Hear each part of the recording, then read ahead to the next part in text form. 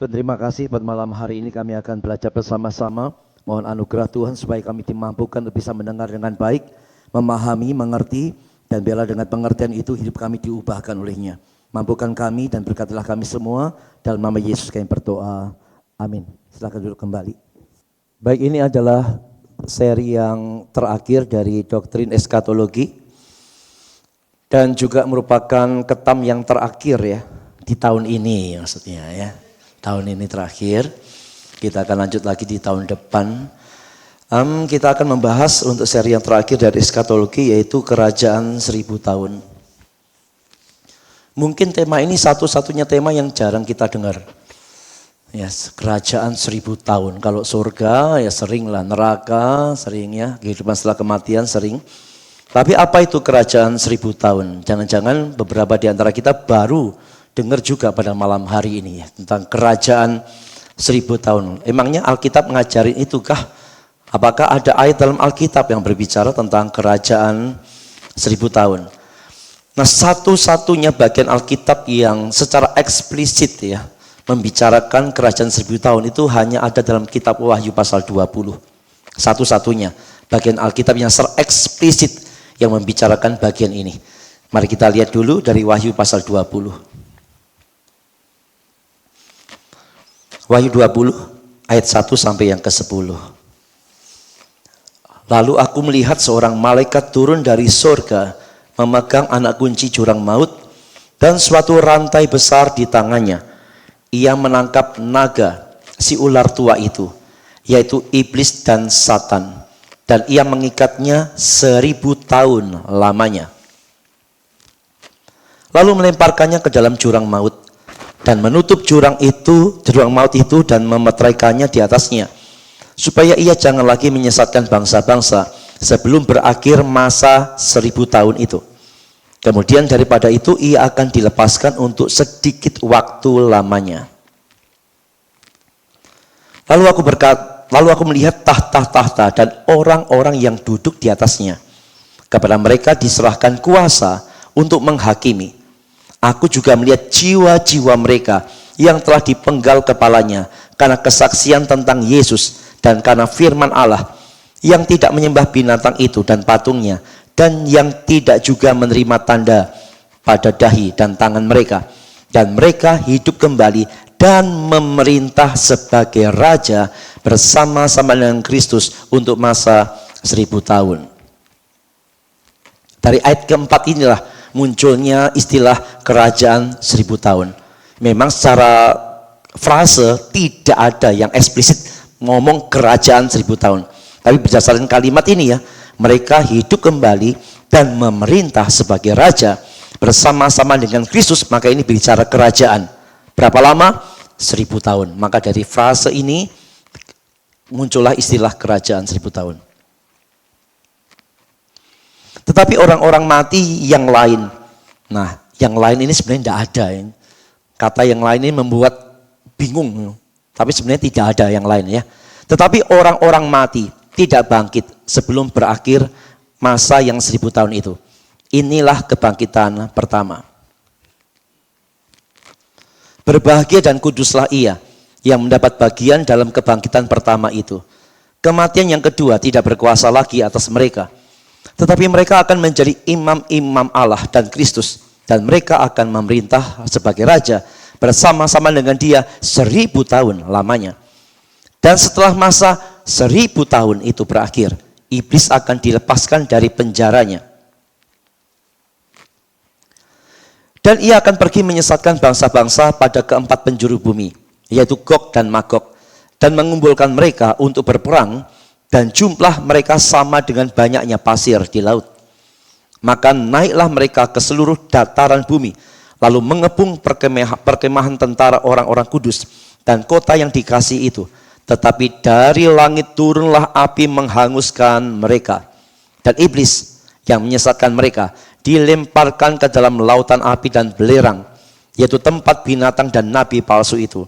Dan mereka disiksa siang malam sampai selama-lamanya. Oke, sekarang yang akan kita bahas apa nih? Ya, kita tidak akan memberikan penafsiran secara biblikal ya, tapi kita akan lihat bagaimana Wahyu 20 ini kemudian terbagi dalam 3 pandangan besar. Tentang kerajaan 1000 tahun itu terbagi atau dijelaskan dalam 3 pandangan besar. Yang pertama adalah dari premilenialisme dispensasional. Yang kedua dari postmillennialism.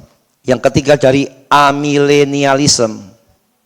Ya, yang pertama dari premilenialisme dispensasional. Apa?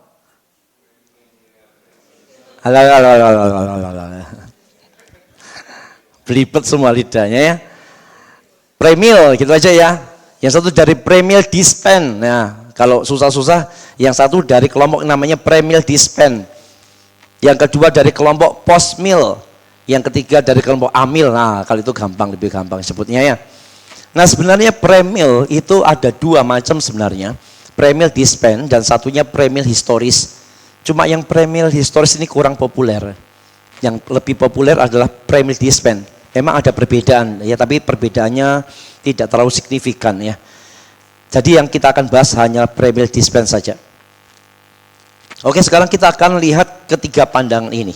Dan kita nanti akan menentukan manakah pandangan yang lebih mendekati Alkitab ya, dari premil, postmil, atau amil.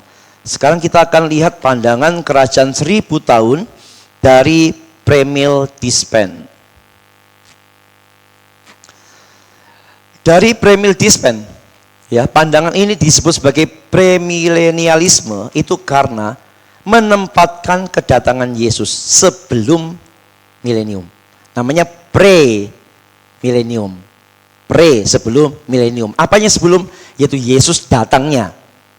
Ya. Jadi istilah premil itu berkenaan dengan kapan Yesus datang. Bagi premil, Yesus datang itu sebelum milenium, sebelum kerajaan 1000 tahun itu. Disebut dispensasional karena didasarkan pada doktrin dispensasionalisme. Doktrin dispensasionalisme itu punya ciri khas yang paling menonjol, yaitu mereka membedakan antara Israel dan gereja. Israel ya Israel, gereja ya gereja. Sehingga mereka membagi masa-masa dispensasi seperti itu ya.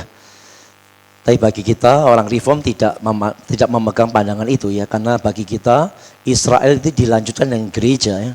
Israel, gereja merupakan Israel rohani dari Israel yang jasmani itu, tidak terpisahkan.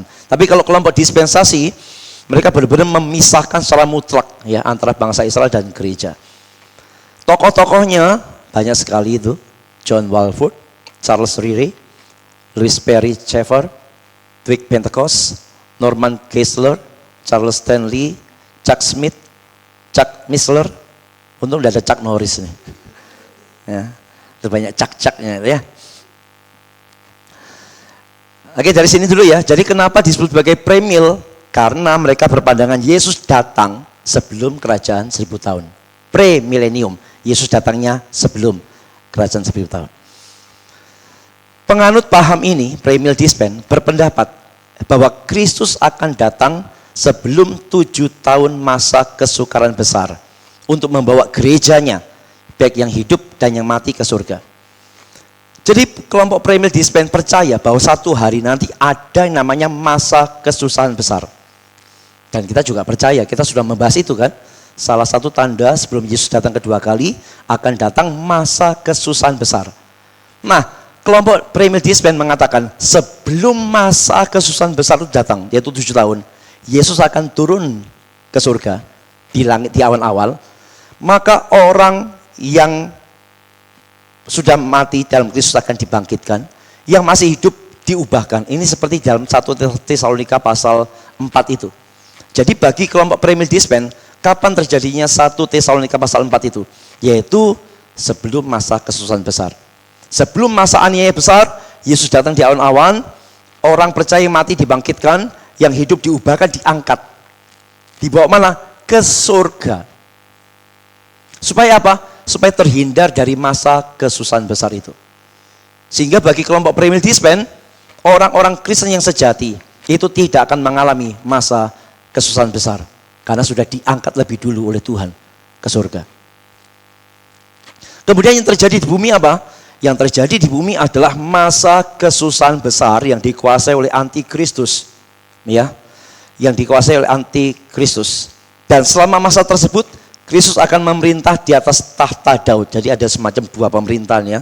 Di bumi ini dikuasai antikristus, di surga Yesus memerintah atas orang-orang yang diselamatkannya itu. Nah, selama masa kesusahan besar itu, 7 tahun itu, 3,5 tahun pertama itu sepertinya baik-baik saja. Karena di sana antikristus akan dipuja-puja, ya. Tetapi 3,5 tahun yang kedua akan diikuti penderitaan yang lebih hebat, ya. Penderitaan yang sangat-sangat hebat itu terjadi pada masa 3,5 tahun yang kedua. Oke, kita pahami dulu ya pandangan ini ya. Jadi sebelum masa kesusahan besar, Yesusnya turun dari surga di awan-awan, orang percaya, baik yang mati maupun hidup, diubahkan, diangkat, dibawa ke surga sehingga tidak mengalami penderitaan.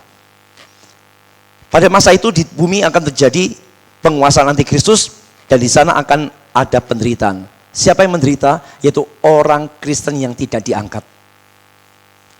Ini bicara orang Kristen yang tidak sungguh-sungguh. Jadi kelompok Premil itu membedakan Kristen yang sungguh-sungguh dan yang tidak. Yang sungguh-sungguh dibawa diangkat, yang tidak masih tinggal di bumi. Ya, nantinya yang tidak sungguh-sungguh akan dibagi dua lagi. Akan ada yang murtad dan ada yang bertobat. Begitu, ya. Nanti kita lihat selanjutnya. Pada akhir periode ini, ya setelah masa 7 tahun itu selesai, maka Yesus akan datang kembali yang kedua kali untuk menghakimi dunia. Pada akhir masa 7 tahun itu, dia akan mengikat setan selama 1000 tahun. Dan membangkitkan orang-orang kudus perjanjian lama dan kesusahan dari kematian. Jadi akan ada dua macam kebangkitannya. Kebangkitan orang mati pertama, yaitu sebelum masa kesusahan besar, dibangkitkan, diangkat ke surga. Lalu setelah masa 7 tahun itu, Yesus datang kembali untuk menghakimi, menghancurkan mengikat setan. Dan kemudian pada masa itu akan ada kebangkitan yang kedua. Siapa yang dibangkitkan? Yaitu orang-orang yang mati pada masa kesusahan besar itu, yang percaya, dan orang-orang percaya dalam perjanjian lama. Itu dibangkitkan pada awal kerajaan 1000 tahun. Nah, pada masa ini pemerintahan milenium dimulai. Dan Kristus akan memerintah secara politik atas bumi. Dari ibu kotanya di Yerusalem. Jadi benar-benar dipercayai Yesus satu hari nanti. Pada waktu kerajaan 1000 tahun ada di bumi. Yesus itu pusatnya, pemerintahnya ada di Yerusalem sana. Ya. Dan sepanjang masa pemerintahannya tidak ada peperangan. Bahkan sifat binatang pun akan hidup rukun. Seperti yang digambarkan di Yesaya itu ya. Singa-singa itu main sama anak kecil ya, segala macam. Itu terjadi pada masa 1000 tahun itu. Nah, kira-kira semacam ini yang perlu kita pahami sekali lagi ya. Jadi sebelum masa 1000 tahun itu ada masa aniaya 7 tahun. Sebelum masa aniaya 7 tahun, Yesus datang, orang percaya yang mati dan hidup diangkat, dibawa ke surga sehingga terhindar dari masa penganiayaan 7 tahun. Pada waktu penganiayaan 7 tahun masih ada orang-orang Kristennya yang kurang sungguh-sungguh ini. Sebagian murtad, sebagian percaya kemudian dibunuh. Setelah masa 7 tahun, Yesus kembali akan datang ke dunia ini. Mengikat setan untuk apa? Untuk didirikannya kerajaan 1000 tahun.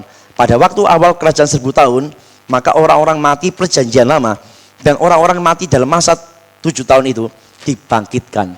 Dan kemudian hidup bersama-sama 1000 tahun di bumi ini. Yesus benar-benar memerintah dan pusatnya di Yerusalem. Itu pandangan dari Premil Dispen. Pada akhir masa 1000 tahun, yaitu masa damai itu, setan akan dilepaskan dan memicu pemberontakan besar-besaran. Namun sia-sia. Setelah pertempuran yang ditakdirkan itu, setan dan orang-orang jahat dilemparkan ke lautan api. Sementara orang benar melanjutkan ke dalam kekekalan di langit dan bumi yang baru. Memang ini kalau dibuat cerita, Premil Dispen ini paling menarik sekali. Ceritanya paling menarik sekali ya. Jadi dalam masa 1000 tahun itu Benar-benar damai, tidak ada perang. Cuma di akhir masa 1000 tahun, setannya yang diikat dilepasin. Supaya membuat onar, membuat segala macam kekacauan. Tapi pada akhirnya dihancurkan dan dibuang ke dalam neraka. Maka waktu itulah semuanya akan menuju, orang-orang percaya akan menuju kepada kekekalan. Kira-kira semacam itu gambarannya ya dari apa yang dipercaya oleh Premil Dispen tentang kerajaan 1000 tahun. Jadi bagi mereka, kerajaan 1000 tahun itu terjadi di mana? Di bumi. Dan benar-benar terjadi 1000 tahun dalam pengertian 24 jam sehari, 7 hari seminggu. Benar-benar secara literal itu. Sebagaimana masa aniayanya benar-benar 7 tahun, mereka juga memahami kerajaan itu juga berlangsung 1000 tahun, benar-benar 1000 tahun. Itu adalah pandangan dari Premil Dispen. Kira-kira gambarnya seperti ini ya. Oke, coba kita perhatikan sekali lagi. Itu dimulai dari masa gereja, itu masa kita sekarang ya. Itu ada salib, kemudian bicara tentang kematian, kebangkitan Yesus. Kemudian masa gereja, ini masanya kita. Dan sebelum masa 7 tahun tadi ya, akan ada rapture, akan ada kebangkitan orang percaya dulu yang mati, dan yang masih hidup diangkat ya, mengalami rapture, menyongsong Tuhan, ya, dan kemudian dibawa ke surga. Lalu terjadi masa penganiayaan 7 tahun. Di akhir penganiayaan 7 tahun, Yesus akan kembali turun bersama dengan umat orang percayanya. Maka pada waktu itu akan terjadi kebangkitan lagi, yaitu kebangkitan dari orang-orang yang mati selama masa tribulasi, orang-orang Kristen yang mati selama tribulasi, dan orang percaya perjanjian lama, dibangkitkan di awal kerajaan 1000 tahun. Kemudian semuanya itu ya, tadi yang sudah diangkat lebih dulu, sama yang dibangkitkan kemudian, itu sama-sama hidup dalam dunia ini selama 1000 tahun, benar-benar 1000 tahun. Dan kemudian di akhir masa 1000 tahun itu, setan dilepaskan dan kemudian dihancurkan, ada penghakiman, dan kemudian baru masuk ke dalam kekekalan. Kira-kira ini yang dipahami dulu oleh kelompok Premil Dispen. Sebelum saya lanjutkan, kalau ada pertanyaan, belum mengerti coba tanya dulu tentang alurnya ya, tentang alurnya. Bingung? Yang mana masih bingung? Semuanya? Waduh, cilaka kalau semuanya bingung jelasin. Diulang lagi dong kalau semuanya. Yang mana yang belum mengerti? Paling dia urutannya dulu. Ini kan sekarang kita masa gereja toh. Namanya masa gereja sekarang kita hidup. Satu hari nanti akan ada masa aniaya 7 tahun.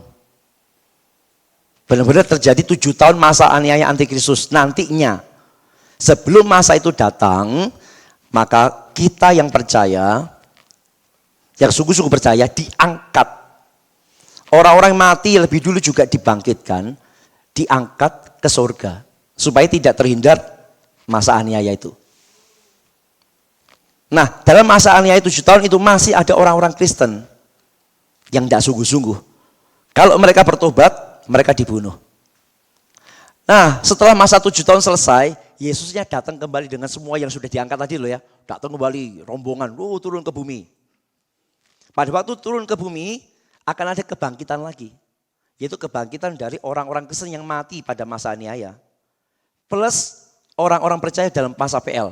Bangkit lagi, bukan ke surga, tapi sama-sama di bumi ini menikmati pemerintahan Yesus 1000 tahun. Pusatnya di mana? Di Yerusalem Yesusnya memerintah. Benar-benar selama 1000 tahun. Di akhir masa kerajaan 1000 tahun itu, setan dilepaskan. Tadi kan setan diikat, sekarang dilepaskan untuk membuat onar. Tapi tidak lama Tuhan hajar mereka dan kemudian Tuhan melemparkan mereka ke neraka. Semua orang percaya pada akhirnya menikmati kekekalan. Lebih ngerti? Nah, di sini mereka tidak banyak bicara orang yang tidak percaya. Paling hanya mereka bicara pada akhirnya. Pada waktu di masa ketika setan dilepaskan itu. Pada waktu masa setan dilepaskan, di sanalah baru nyinggung orang yang tidak percaya. Karena pada waktu itulah setan dan orang-orang yang tidak percaya langsung juga dilemparkan ke dalam neraka. Mereka lebih banyak bicara orang yang percaya. Orang yang tidak percaya dibicarakan pada endingnya. Yaitu pada akhir masa 1000 tahun itu. Pada waktu 1000 tahun tidak tahu di mana mereka. Ya. Itu dulu ya tentang kerajaan 1000 tahun ya dari kelompok Premil. Nah sekarang kita berespon nih. Jadi dari pandangan ini menurut Premil kerajaan 1000 tahunnya terjadi di bumi. Dan benar-benar terjadi secara literal 1000 tahun. Sekarang bagaimana kita berespon? Apakah ini pandangan yang paling tepat? Yang pertama respon kita. Penafsiran harafiah atau hurufiah yang ketat terhadap kitab Wahyu menghasilkan ketidakkonsistenan. Mereka benar-benar menafsirkan Wahyu 20 itu dengan penafsiran hurufiah yang sangat ketat. Yang tertulis yaitu bicara 1000 ya 1000, benar-benar 1000 dalam arti 24 jam sehari. Tidak bicara simbol kata mereka. Nah, penafsiran yang semacam ini tidak cocok untuk kitab Wahyu. Memang tidak semua kitab Wahyu isinya simbolis. Ada yang literal. Tapi mayoritas itu simbolis. Jangankan jauh-jauh ya. Wahyu 20 saja. Coba kita perhatikan. Seandainya harus ditafsirkan literal ya. Ayat 1 dan 2 saja.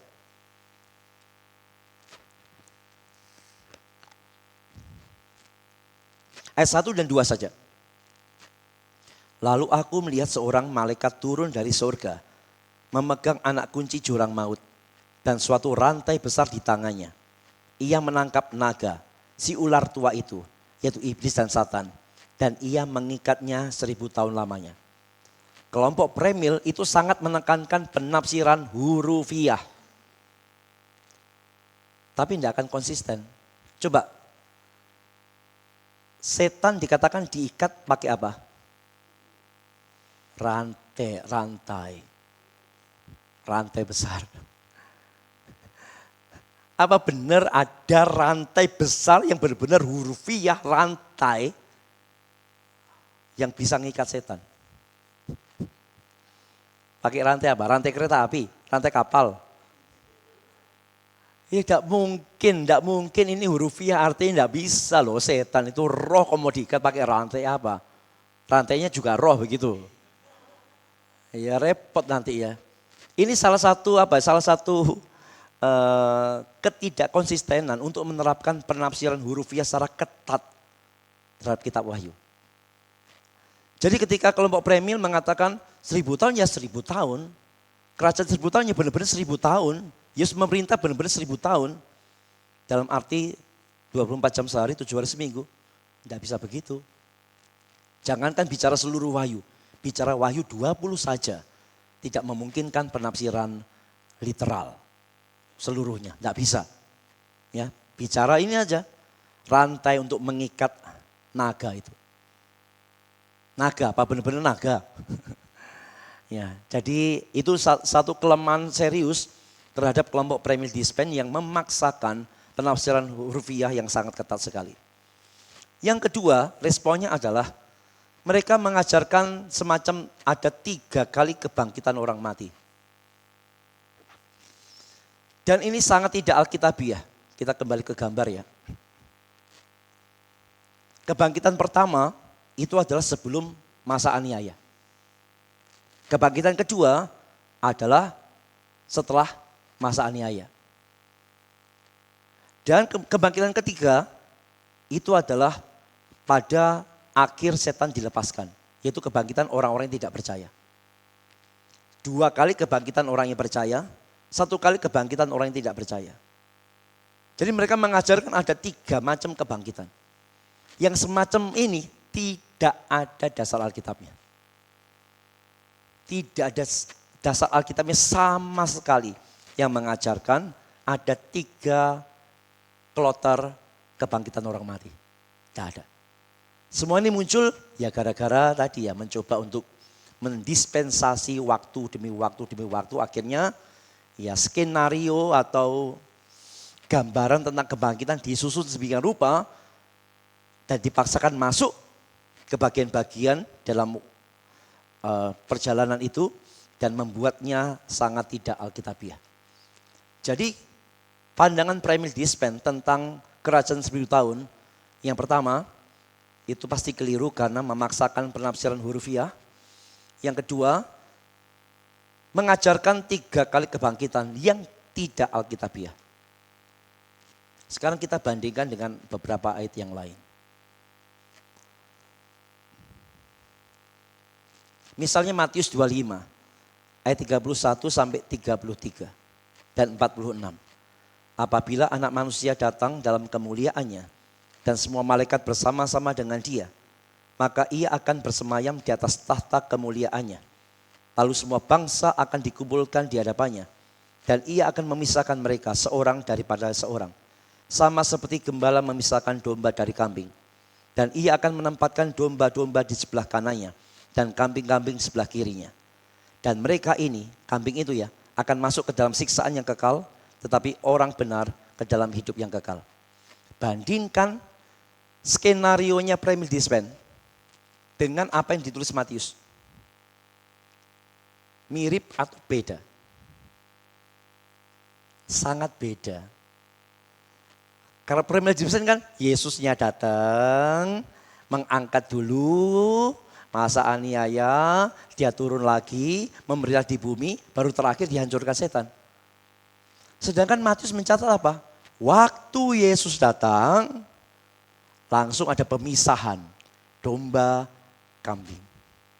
Domba hidup yang kekal, kambing pada binasa yang kekal. Selesai. Tidak pakai cerita yang panjang begitu.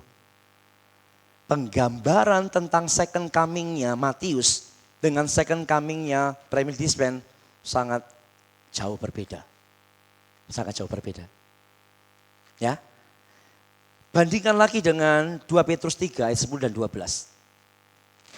Tetapi hari Tuhan akan tiba seperti pencuri. Pada hari itu langit akan lenyap dengan gemuruh yang dahsyat. Dan unsur-unsur dunia akan hangus dalam nyala api. Dan bumi dan segala yang ada di atasnya akan hilang lenyap. Jadi jika segala sesuatu ini akan hancur secara demikian, betapa suci dan salehnya kamu harus hidup, yaitu kamu yang menantikan dan mempercepat kedatangan hari Allah. Pada hari itu langit akan binasa dalam api dan unsur-unsur dunia akan hancur karena nyalanya.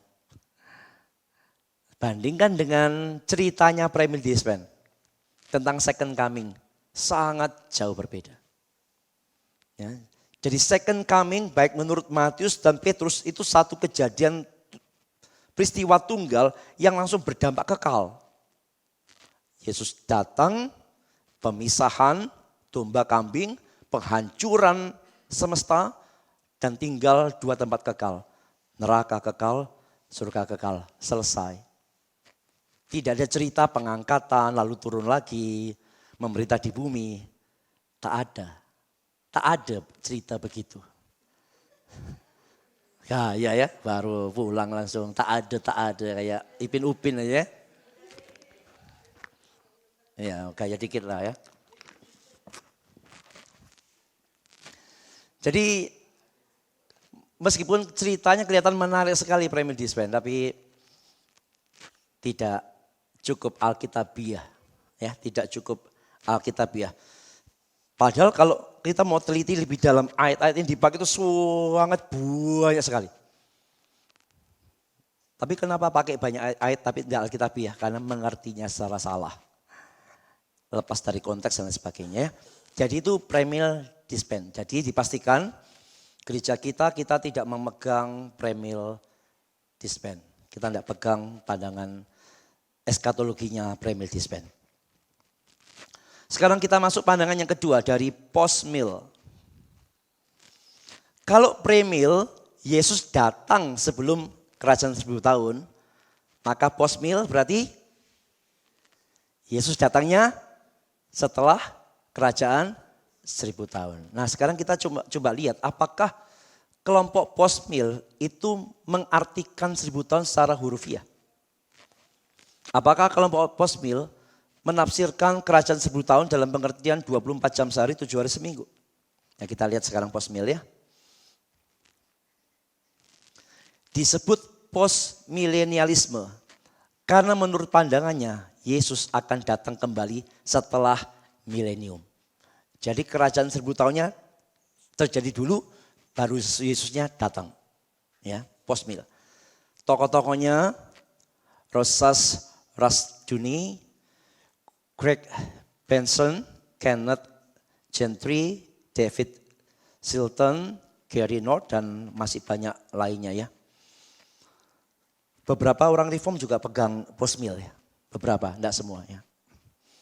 Kita lanjut. Penganut post-mill percaya bahwa milenium adalah sebuah era. Dan ternyata mereka memaknai bukan literal. 1000 tahun atau kerajaan 1000 tahunnya itu simbolis sebuah masa, sebuah era di mana Yesus akan memerintah atas bumi. Bukan dari tahta literal dan duniawi, namun melalui peningkatan bertahap dari pemberitaan Injil dan kuasanya untuk mengubah kehidupan. Jadi penganut post-mill percaya kerajaan 1000 tahun itu hadir di bumi, bukan dalam pengertian 1000 tahun benar-benar 1000 tahun, tapi sebuah era, sebuah masa. Ditandai apa? Ditandai dengan pemberitaan Injil yang makin meluas. Pemberitaan Injil itulah disebut sebagai pemerintahan Kristus. Lanjut ya. Setelah kristenisasi dunia secara bertahap ini, Kristus akan datang kembali dan segera mengantarkan gereja ke dalam keadaan kekal setelah menghakimi orang jahat. Nah, cuma menariknya begini. Orang post-mill percaya ya, bahwa Injil makin lama akan makin disebarkan ke seluruh dunia.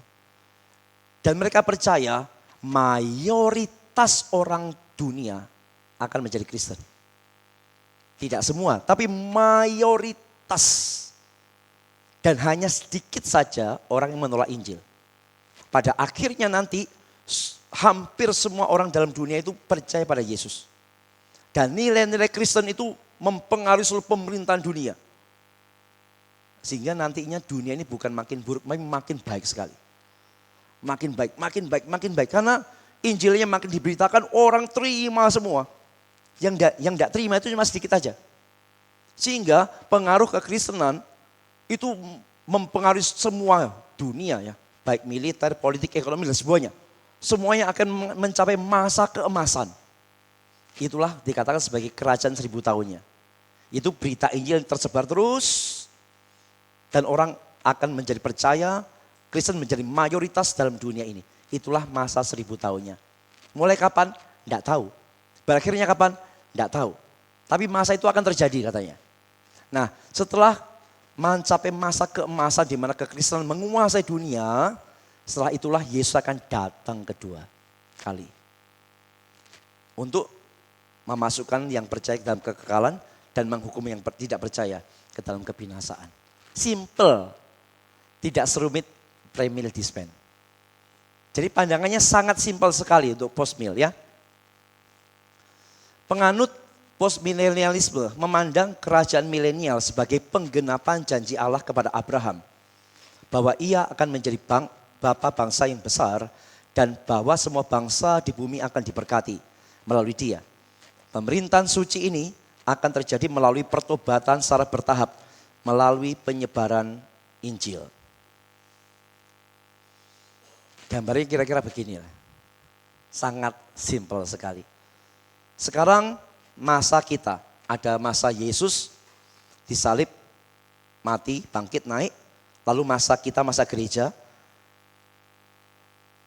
Yang tidak tahu mulai kapan, itu akan terjadi masa 1000 tahunnya. Jangan-jangan sudah mulai atau belum mulai, tidak tahu. Tapi akan ada masa 1000 tahun itu di mana Injil diberitakan makin luas dan orang makin baik dengar Injil. Mayoritas orang dunia akan percaya pada Injil. Kristen menjadi mayoritas dalam dunia dan nilai-nilai kekristenan mewarnai seluruh pemerintahan dunia, menyebabkan dunia itu makin damai, makin baik. Sampai satu hari setelah masanya selesai, Yesus datang, ada kebangkitan, penghakiman, kekekalan. Selesai. Paham? Kalau ini paham lah ya. Tidak pakai pengangkatan lalu turun lagi ya. Gampang. Pokoknya masa gereja, Injil terus disebarkan makin luas, grafiknya makin naik terus. Yang percaya juga makin naik terus. Sampai kekristenan menguasai dunia. Jadi benar-benar peace on earth itu akan terjadi ya, oleh pemerintahan orang-orang Kristen. Jadi menurut Postmill, 1000 tahunnya literal? Tidak. Simbolis, itu bicara satu masa. Tapi memang itu terjadi dalam dunia, kerajaan 1000 tahunnya. Nah sekarang bagaimana respon kita? Ada yang setuju dengan Postmill? Cocok enggak? Mereka percaya, Injil diberitakan, yang dengar menjadi percaya makin banyak, kekristenan menguasai dunia, yang mencapai masa keemasannya. Ya jadi dunia ini bukan makin lama makin jahat, tapi dunia ini kan makin lama makin baik. Nah kita langsung segera menerka, tintong, kayaknya enggak cocok deh. Ya, beberapa respon. Pandangan Postmill jelas mengindikasikan mereka percaya bahwa yang selamat lebih banyak daripada yang tidak selamat. Dari apa yang dipikirkan oleh kelompok Postmill, secara tersirat mereka ingin mengatakan yang masuk surga lebih banyak daripada yang masuk neraka. Loh, karena Injilnya makin diberitakan makin luas dan yang dengar jadi percaya kok. Kekristenan menjadi mayoritas dunia kok. Berarti yang diselamatkan akan lebih banyak daripada yang tidak diselamatkan. Secara tersiratnya ya. Sekarang kita bandingkan dengan Matius 7 ayat 13-14. Masuklah melalui pintu yang sesak itu. Karena lebarlah pintu dan luaslah jalan yang menuju kepada kebinasaan. Dan banyak orang yang masuk melaluinya. Karena sesaklah pintu dan sempitlah jalan yang menuju kepada kehidupan. Dan sedikit orang yang mendapatinya. Berdasarkan ayat ini, yang masuk surga dan neraka lebih banyak yang mana? Iya, digambarkan jalannya lebar, ya, pintunya lebar, jalannya luas, banyak yang ke situ. Sedangkan yang selamat, sempitlah jalan, sesaklah pintu, sedikit orang yang mendapatinya. Jadi apa yang diceritakan oleh Postmill itu bertentangan dengan apa yang Yesus ngomong. Ya. Lalu juga bandingkan dengan Matius 24 ayat 6 sampai 12, ayat 21 sampai 22.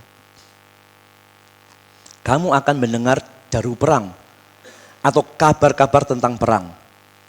Namun berawas-awaslah dan jangan kamu gelisah. Sebab semuanya itu harus terjadi. Tetapi belum kesudahannya. Sebab bangsa akan bangkit melawan bangsa dan kerajaan melawan kerajaan.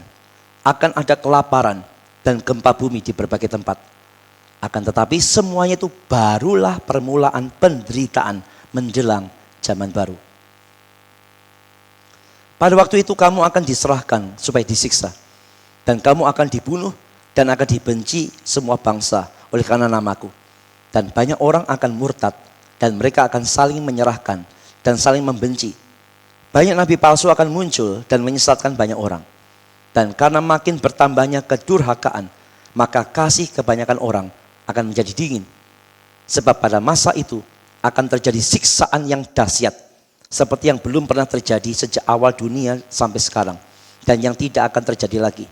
Dan sekiranya waktunya tidak dipersingkat, maka dari segala yang hidup tidak ada yang selamat. Akan tetapi oleh karena orang-orang pilihan, waktu itu akan dipersingkat. Bandingkan suasana dalam Matius ini dengan apa yang dimimpikan oleh Postmill. Sama atau beda? Beda banget ya. Postmill memimpikan satu masa di mana makin bahagia, makin damai. Kekristenan menjadi mencapai masa keemasannya, damai di bumi. Tapi yang Alkitab ngomong apa? Perang, siksaan, tidak ada damai belas. Makin mendekati second coming, keadaan bukan makin menjadi lebih baik, menjadi lebih buruk dan lebih menyeramkan. Jadi sangat ya bisa dikatakan sama dengan premil yang tidak cukup alkitabiah. Ternyata pandangan postmil tentang kerajaan 1000 tahunnya juga tidak alkitabiah. Sangat berbeda dengan nuansa akhir zaman yang digambarkan oleh seluruh Alkitab. Dan bukankah realitanya sekarang begitu? Dunia bukan makin lebih baik, bukan makin lebih damai. Ya. Kekristenan bukan makin lebih berkuasa, ya. Jadi makin lebih susah. Ya, jadi pandangan postmil otomatis kita menolaknya. Premil dispen kita tidak, postmil tidak, tinggal satu, amilenialisme. Amil. Kalau premil, Yesus datang sebelum 1000 tahun. Postmil, Yesus datang setelah 1000 tahun. Kalau amil, apakah amil percaya kerajaan 10 tahun? Namanya memang amil. A tidak, milenium. Bukan berarti amil tidak percaya kerajaan 10 tahun. Bukan. Percaya, tetapi tidak percaya seperti yang diajarkan oleh premil maupun postmil. Kaum amilenialisme menafsirkan kerajaan 1000 tahun tidak secara hurufiah. Berbeda dengan premil yang hurufiah. Maka amil dalam hal ini sama dengan postmil, yaitu tidak hurufiah. Tapi tetap ada perbedaan nantinya ya. Tokoh dari amil, Meredith Kline, Richard Gavin, Robert Strimple, Gregory Bill, John Murray, dan banyak teolog reform lainnya ya, yang memegang amil. Penganut amilenialisme percaya bahwa kerajaan 1000 tahun, kok 100 sih, kurang 01 ya. Dimulai pada saat kebangkitan Yesus. Jadi sebenarnya sama dengan postmil ya. Kerajaan 1000 tahunnya itu simbolis. Satu masa, satu era. Cuma kalau postmil kan dimulai setelah masa gereja. Akan menjadi lebih baik. Tapi kalau amil, kapan mulai kerajaan 1000 tahun? Mulai dari kebangkitan Yesus. Sampai kapan? Sampai kedatangan yang kedua kali. Ya, pada waktu itulah, karena pada waktu kebangkitan itulah Yesus menang atas setan dan mengalahkan semua kutuk. Nah, jadi mulai kebangkitan Yesus, mulai itulah masa 1000 tahun berjalan. Memang dalam hal ini tidak seragam ya, ada yang mengatakan sejak kelahiran, ada yang mengatakan sejak kebangkitan ya, tidak beda-beda jauh lah ya. Kristus bahkan sekarang sedang memerintah di sebelah kanan Bapa atas gerejanya. Setelah zaman sekarang ini berakhir, Kristus akan datang kembali dan segera mengantarkan gereja ke dalam keadaan kekal setelah menghakimi orang jahat. Jadi amil berpandangan, kerajaan 1000 tahun dimulai sejak kebangkitan Yesus. Sampai dia akan datang kembali yang kedua. Berarti, kapan kerajaan 10 tahun? Ya sekarang. Bukan nanti, tapi sedang terjadi. Di mana Yesus memerintahnya? Di surga. Apa bentuk pemerintahannya? Salah satunya adalah pemberitaan Injil. Ya memang mirip sama postmil, cuma bedanya postmil punya mimpi akan gereja mengalami masa keemasan. Kalau amil tidak. Tidak seperti itu. Ya, tetap amil percaya akan ada masa penganiayaan dan seterusnya ya. Pandangan kaum amil terhadap gereja dunia sekarang ini. Peran penderitaan. Orang Kristen akan dibenci oleh semua orang. Sama seperti Kristus. Karena seorang hamba tidak lebih besar daripada tuannya. Melihat hal ini sebagai peran gereja di bumi untuk menderita seperti yang dialami Kristus. Kaum amilenialis tidak dapat menaruh harapan pada pemulihan duniawi dan merindukan penggenapan tahap kedua kedatangan kerajaan. Ini yang membedakan amil dan postmil. Post-mill memimpikan satu masa kejayaan Kristen di dunia. Mayoritas ya, mempengaruhi seluruh pemerintahan. Tapi Amil tidak. Amil percaya kerajaan 1000 tahunnya simbolis dan sedang terjadi, tapi tidak pernah memimpikan bahwa gereja akan mengalami satu kemuliaan dalam dunia. Tidak. Selama dalam dunia gereja akan menderita, memikul salib, menyangkal dirinya. Kemuliaannya akan diperoleh setelah dalam dunia ini. Seperti yang Paulus ngomong, penderitaan ringan yang sekarang mengerjakan kemuliaan kekal. Ya. Jadi kalau mau digambar ya ini ya, masa Kristus, dia datang, dia lahir, dia mati, dia bangkit, dia naik. Kemudian masa gereja, sejak salib itu sampai dia datang kembali, ya itulah masa 1000 tahun. Sejak dia bangkit dan nanti waktu sampai dia datang kembali, ya inilah masa 1000 tahun itu. Jadi kita hidup ya inilah, kita ada di masa kerajaan 1000 tahun itu. Sampai pada akhirnya nanti dia datang kembali yang kedua, ya akan ada kebangkitan, ya pemisahan langsung ya, domba dan kambing, hidup yang kekal, kebinasan kekal, termasuk penghukuman setan dan nabi palsu dan antikristus. Simple juga Amil, sesimpel post-mill, tapi ada beda. Ya. Post-mill merindukan satu kemuliaan gereja di dunia, kalau Amil tidak. Justru mendekati kedatangan Yesus akan lebih banyak penganiayaan dan makin banyak kesukaran. Gereja di dunia bukan cari mulia, gereja di dunia pikul salib. Kemuliaan didapatkan setelah salib itu. Jadi menurut Amil, kerajaan 1000 tahun simbolis. Ya. Pemerintahnya di mana? Bukan di dunia, di surga. Kapan terjadinya? Sejak Yesus bangkit sampai Yesus datang kembali yang kedua. Dan inilah yang kita pegang. Kita tidak pegang premill dispen, kita tidak pegang post-mill, kita pegang amilenialisme. Sebagai kesimpulan, kerajaan 1000 tahun itu simbolis, bukan literal. Ya, jangan harap Yesus benar-benar jadi presiden, jadi raja dalam dunia. Secara politik tak akan pernah terjadi, apalagi di Yerusalem tidak. Itu benar-benar simbolis, tidak literal. Kapan terjadinya? Sekarang, bukan nanti. Di mana terjadinya? Di surga. Kalau kita perhatikan Wahyu pasal 20, itu penglihatannya di mana? Di surga. Yang dilihat oleh Yohanes, penglihatan itu bukan di bumi. Yang dilihat Yohanes dalam Wahyu 20 itu di surga. Jadi kerajaan 1000 tahun di mana? Di surga, bukan di bumi. Kalau premil kan di bumi. Tapi kalau Amil, kerajaan 1000 tahun itu di surga. Tapi dia memerintah bumi. Ya, kira-kira begitu. Sekarang untuk lebih mendetailnya, kita coba lihat tentang Wahyu 20 tadi ya, supaya kita lebih menambah sedikit pengetahuan. Kembali ke ayat Wahyu 20 tadi. Kita akan lihat bagaimana Amil memandang Wahyu 20 ini. Langsung kembali ayat 1 tadi ya.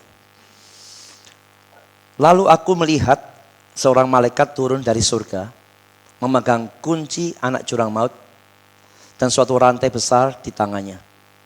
Ia menangkap naga, si ular tua itu, yaitu iblis dan Satan, dan mengikatnya 1000 tahun lamanya. Amil mengartikan ayat ini bahwa sejak kedatangan Yesus yang pertama, setan itu diikat. Belum dimusnahkan loh ya, tapi diikat. Apa artinya diikat? Kuasanya dibatasi. Kuasanya dibatasi. Jadi hari ini pun setan sedang diikat? Iya. Setan lagi diikat sekarang. Kuasanya dia tidak bisa melakukan sesuatu seenak dirinya. Dibatasi oleh Tuhan. Ya. Sejak kedatangan Yesus yang pertama itu ya. Sampai nanti kedatangan yang kedua, dia diikat.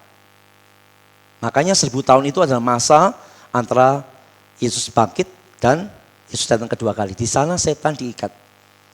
Dia masih punya kuasa, tapi tidak bisa all out kuasanya. Allah tidak izinkan itu. Ayat 3 ini bicara bagaimana pengikatan setan dilemparkan ke jurang maut, menutup jurang maut dan memeteraikannya. Itu bicara membatasi akan kerja dan kuasa setan. Ya. Supaya ia jangan lagi menyesatkan bangsa-bangsa. Artinya bukan menyesatkan, bukan nol penyesatannya, tapi penyesatannya tidak seperti yang sebelum diikat. Sebelum berakhir masa 1000 tahun itu. Kemudian pada waktu itu ia akan dilepaskan untuk sedikit waktu. Nantinya mendekati hari Yesus datang kedua kali. Dia akan dilepaskan. Nah itulah masa antikristus. Sekarang dia masih tahan-tahan ya. Dia mau ngamuk itu masih tidak bisa ya. Tapi nanti menjelang Yesus datang kedua kali dia dilepaskan. Ngamuknya luar biasa. Penyesatannya begitu luar biasa, menyesatkan seluruh penduduk dunia yang tidak percaya Yesus. Meskipun sekarang penyesatannya hebat, tapi itu masih penyesatan dalam pengikatan. Tapi nanti menjelang Yesus datang kedua kali dia benar-benar dilepaskan. Dia all out dengan kuasanya itu setannya. Makanya dia bisa menguasai dunia ini nantinya. Ya, dengan pemerintahan antikristus itu. Ya, all out ya, menjelang akhir masa 1000 tahun itu. Lalu ayat yang keempat. Ini penglihatan di surga ini ya. Apa yang terjadi? Ya di surga sekarang itu Kristus dan semua orang percaya yang sudah meninggal itu memerintah. Jadi kita yang ada di dunia ini sedang hidup dalam pemerintahan Kristus dan orang-orang percaya yang sudah ada di sana. Kita tidak merasa sendiri kok.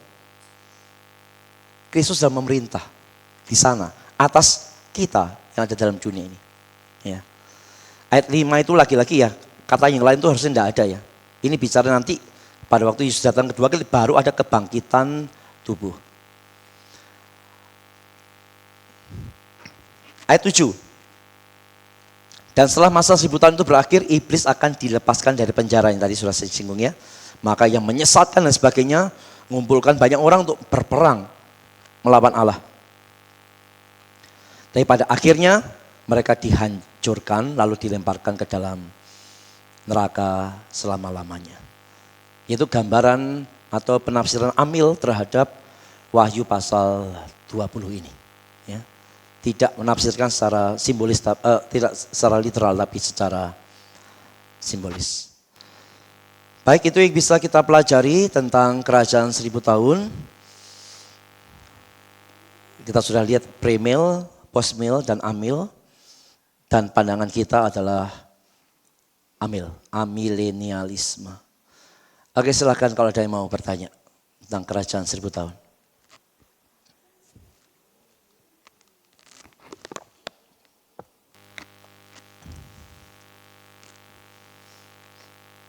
Kayaknya kelas neraka lebih banyak daripada kelas kerajaan 1000 tahun ya. Lebih banyak penggemar neraka ya.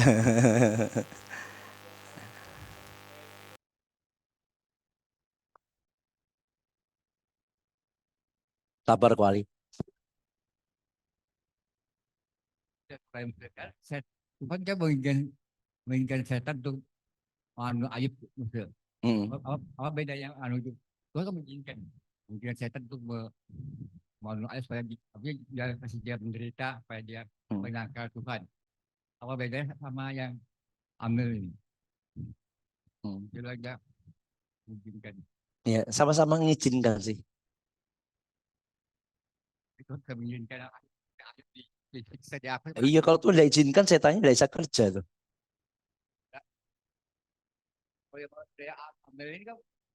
Tidak ada hubungannya sama Amil. Tidak ada hubungannya. Iya. Nanya Musa. Siapa? Oh iya, iya. Ini di Wahyu pasal pertama ayat kedua. Itu ditulis, Yohanes telah bersaksi tentang firman Allah dan tentang kesaksian yang diberikan oleh Yesus Kristus, yaitu segala sesuatu yang telah dilihatnya. Nah ini yang dilihatnya berarti yang dilihat Yohanes itu kan secara literally gitu ya Musa ya. Seperti tadi di Wahyu 20, contoh lah, Wahyu 20 ayat 1 tadi ya. Lalu aku melihat seorang malaikat turun dari sorga, memegang anak kunci jurang maut dan suatu rantai besar di tangannya. Itu apakah dilihat memang betul-betul seperti itu? Atau bagaimana gitu? Maksudnya di waktu itu memang dia lihat itu, kemudian Yohanes tulis itu, dan jemaat itu pasti mengerti lah maksudnya. Nah, apakah dan simbol itu yang kita sekarang maknai sebagai simbol itu sejak dari dulu itu kah, atau setelah dijadikan kanon itu bagaimana Musa? Karena di ayat yang pasal pertama ayat 2 tadi kan Yohanes kan melihat yang dilihatnya. Nah, seperti itu. Ya, Gimana? ya pasti. Karena kalau dia tidak lihat rantai, tidak mungkin dia tulis rantai. Jadi dalam penglihatan itu benar-benar dia lihat semacam itu. Tapi apakah kemudian itu berarti literal? Tidak. Saya pikir jemaat penerima awal juga tidak mungkin mengartikan itu literal. Karena jemaat awal juga pasti memahami bahwa itu juga simbolis. Penglihatannya literal, tapi maknanya simbolis. Berarti simbol itu sudah zaman itu sudah mereka memahami itu simbol ya? Pasti, sangat yakin iya. Iya, tak mungkin mereka memahami itu literal ya, tidak cocok malah. Ya bagaimana setan bisa diikat pakai rantai ya. Oke, tidak ada masalah, jangan cari-cari masalah ya. Oke, jadi sekali lagi kerajaan 10 tahun kiranya sudah clear, jadi kita tidak perlu nunggu lagi itu akan datang, tapi itu sedang terjadi sekarang. Ya, dan itu akan berakhir waktu Yesus datang untuk yang kedua kalinya. Kalau begitu, apa pelajaran buat kita? Setelah kita tahu ini, apa pelajarannya?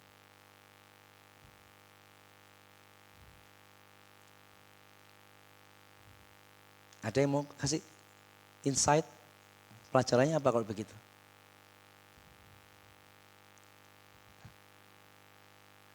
Tak ada.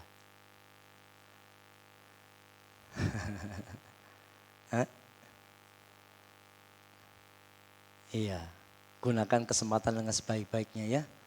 Karena mendekati hari H nantinya bukan makin baik, bukan makin damai, makin sulit keadaannya. Yang kedua, apapun yang kita alami, Yesus memerintah kok. Yesus memerintah. Ya, meskipun kita dalam minoritas, kita hadapi pergumulan dan sebagainya, kita merasa situasi yang tidak terkendali dan sebagainya, ingat kita ada di masa 1000 tahun ini, dan yang memerintah itu Yesus, bukan yang lain. Ya, dia berdaulat dan kita bisa menaruh harapan kita kepada dia. Oke, jadi apapun yang kita alami, jangan pernah menyerah. Kita percaya dia yang sedang memerintah atas dunia ini sekarang dan selama-lamanya. Baik, mari kita berdoa. Tuhan, terima kasih, kami bersyukur boleh belajar bersama-sama menyelesaikan doktrin eskatologi. Dan biar dengan apa yang sudah kami pelajari berguna bagi iman kami, membuat kami boleh semakin mengenal akan rencana Tuhan dan bagaimana Tuhan berkarya, apa yang menjadi maksud Tuhan bagi kami dalam dunia ini, dan bila kami boleh menggunakan setiap kesempatan yang ada, benar-benar untuk hidup bagi Tuhan, menyenangkan dan memuliakan nama Tuhan. Berkati kami semua, berkati untuk semua jemaat-Mu yang sudah setia mengikuti kelas ketam ini dari berbagai seri doktrinal. Biarlah dengan semangat yang sama Engkau boleh menuntun kami nantinya di tahun yang baru, untuk kami bisa mengawali kembali, melanjutkan kembali akan belajar kami. Supaya dengan kesempatan yang ada, dengan anugerah-Mu, kami boleh semakin mengenal Tuhan. Terima kasih, berkatilah kami semua. Kami ucap syukur dan mengakhiri kelas ini. Dalam nama Yesus kami berdoa. Amin. Selamat malam, Tuhan berkati.